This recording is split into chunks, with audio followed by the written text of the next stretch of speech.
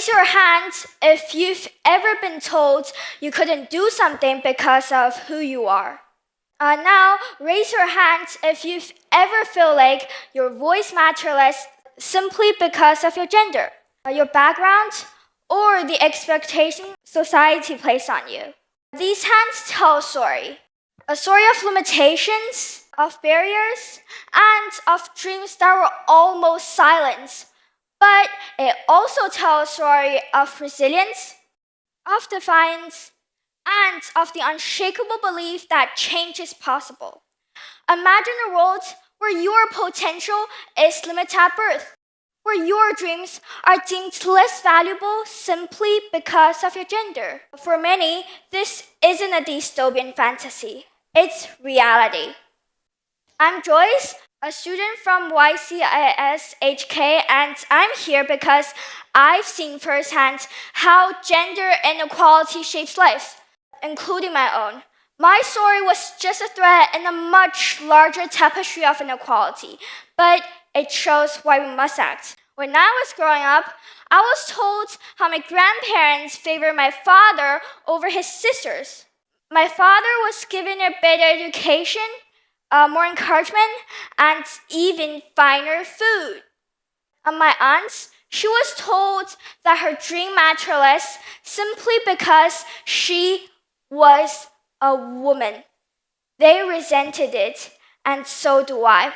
Why should daughters receive less than their brothers? And my dad, who witnessed this inequality, determined to rewrite the story for my generation. He fought to give me every opportunity he could, breaking the cycle of bias.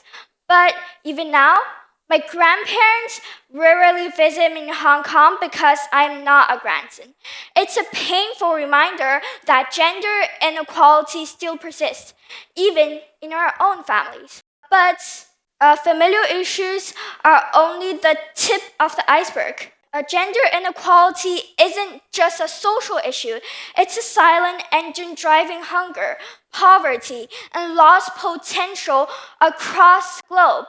Let that sink in for a moment. Picture this. 60% of the world's chronically hungry people are women and girls.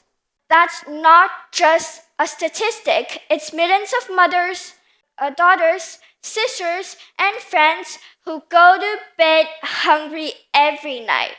Not because there isn't enough food, but because they don't have the equal access to it. And now let's talk about education. Have you wondered that women actually make up 2/3 of the world's 796 million illiterate population? That's over 500 million women who are denied the basic right to write and dream for a better future. Without education, how can we expect them to break free from the cycle of poverty? These aren't just numbers on a page, they're stories of real people. Women who are working twice as hard to get half as far. The difference is bewildering, isn't it? But here's the thing. This aren't just their problem. It's our problem. Because when we are denied women inequality, we're not just holding them back. We're holding back the entire communities, economies, and generations. But here's the good news. We can change this.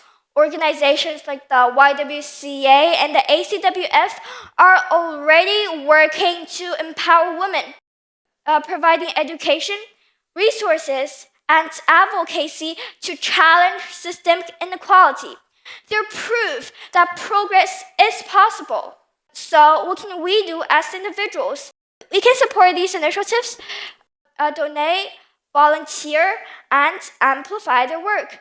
But more than that, we can challenge the biases in our own lives, in our families, schools, and communities. We can be the generation that says enough. Let's be the generation that turns the tides. Let's build a future where equality isn't just a dream.